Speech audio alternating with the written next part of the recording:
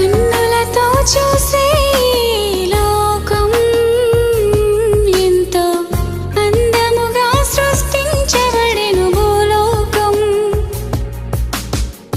దేవుని ఆలయముగా ఈ దేహం పరిశుద్ధునిగా సృష్టించే శరీరం. నా దేవుని సృష్టియేగా ఈ లోకం, నా సృష్టికర్త పనియేగా. నా యేసుని సృష్టియేగా ఈ లోకం, నా సృష్టికర్త